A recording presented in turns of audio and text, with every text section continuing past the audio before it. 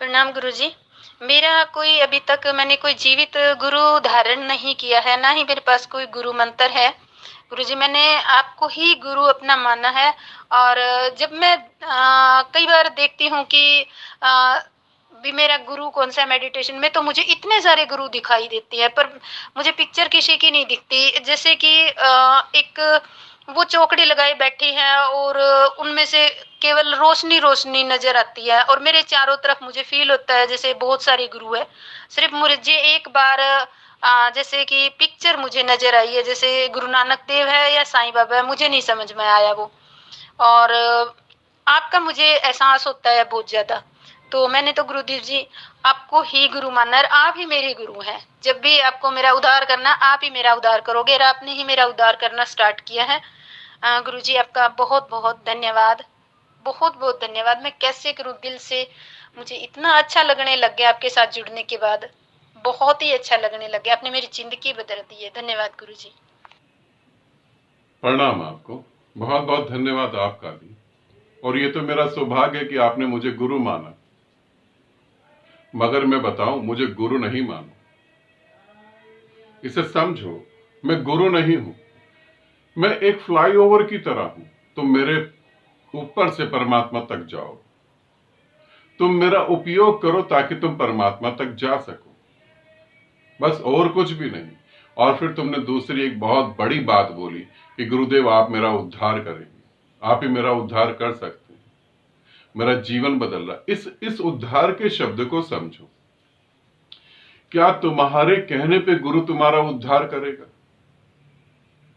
क्या जब तुम बोलोगे तब गुरु तुम्हारा उद्धार करेगा? गुरु की हर सांस जो है इस पृथ्वी के लिए, इस ब्रह्मांड के लिए उद्धार का ही काम कर रही है, मगर उस उद्धार को तुम समझ पाओ तो ना। ये समझो, उस उद्धार को तुम समझ पाओ तो बात बनेगी। मैं तो उद्धार कर ही रहा हूं, मैं तो उद्धार कर ही रहा हूं, तुम कैसे उसे समझोगे? मैं तो तुम्हें बार बार बता रहा हूं कि तुम इस बात को समझते क्यों नहीं हो।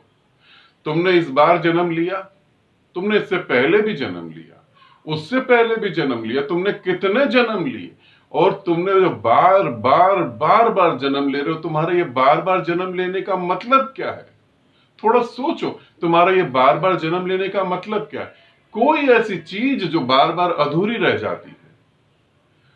तुमने पत्नी को पाने के लिए जन्म लिया, हर जन्म में पत्नी पाई। तुमने बच्चों को पाने के लिए जन्म लिया, हर जन्म में तुम माँ बाप बने। तुमने जन्म लिया पति को पाने के लिए, हर जन्म में तुमने पति पाया, बहन भाई पाए, पैसा पाया, हर चीज इस पृथ्वी से जो तुम पा सकते हो तुमने हर जन्म में वो पाया। फिर अधूरा तुम्हारा क्या रह गया? अधूरा रह गया तुम्हारा परमात्मा जिसे तुम नहीं पा रहे। और तुम कहते हो गुरुदेव तुम उद्धार करो। मैं तो उद्धार कर ही रहा हूं। सच में तुम उस उद्धार को समझ पा रहे हो? तुम क्या पाने के लिए इस पृथ्वी पर पैदा हुए? मैं तुम्हें ज्यादा नहीं बोलता, तुम आंख बंद करो और अपने हाथ को अपनी छाती पर रखो और शांत होकर अपने से पूछो, तुम क्या पाने के लिए पैदा हुए इस पृथ्वी पर? क्या पाने के लिए तुम पैदा हुए?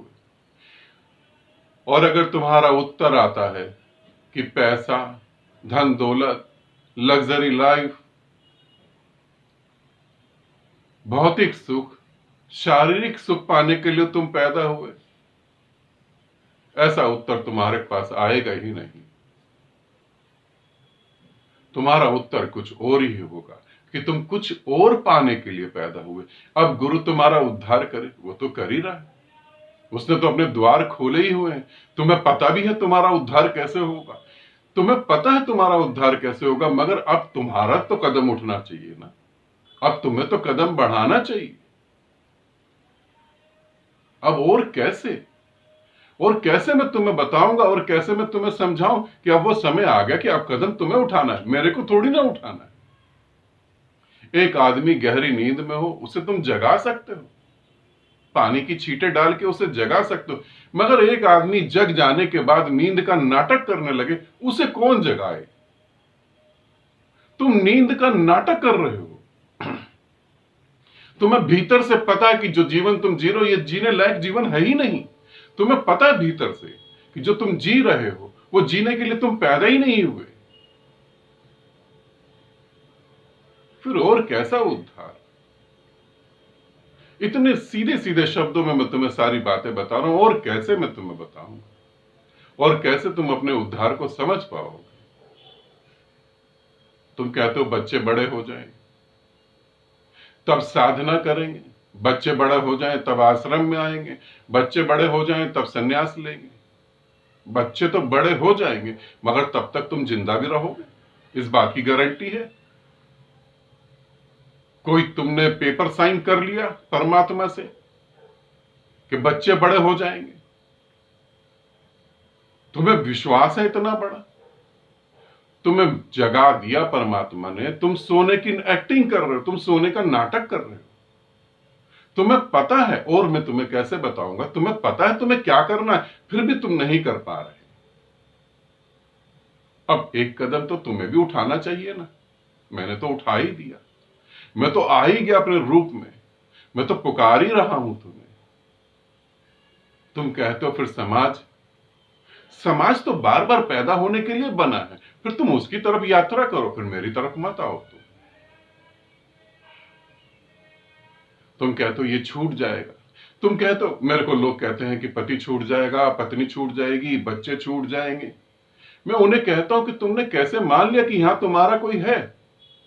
यहां तुम्हारा कौन है? यहां तुम्हारा कौन है? तुम पूछो अपने से, यहां तुम्हारा कौन है? तुम्हारी मौत के साथ कोई मरना चाहता है? तुम्हारी चिता में कोई जलना चाहता है? कौन है तुम्हारा? तुम कहते हो अगर मैं हट जाऊं तो सारा परिवार बिखर जाएगा, और अगर तुम्हें मौत आ जाए तो तुम मौत को क्या कहोगे कि मेरा परिवार बिखर जाएगा इसलिए मैं नहीं जा रहा? क्या कहोगे तुम?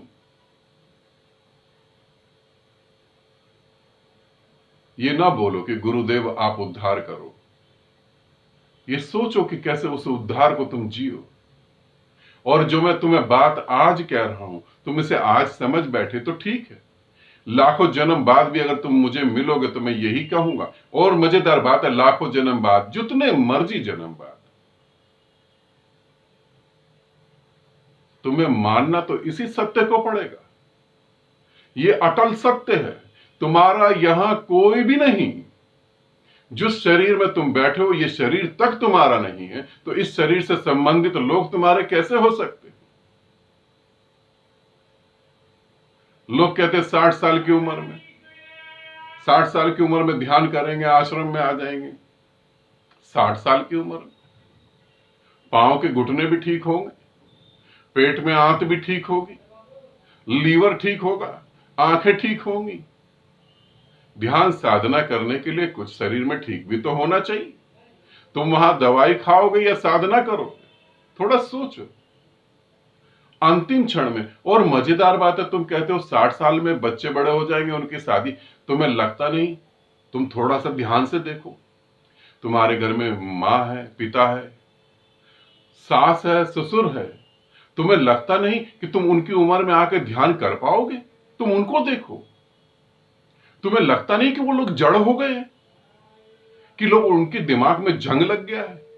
और तुम्हें लगता है तुम उनकी एज में आकर तुम ध्यान कर पाओगे? नाहक अपने को धोखा नहीं दो। अपने को धोखा देना ठीक नहीं। अपने को धोखे में रखना सबसे गलत बात है।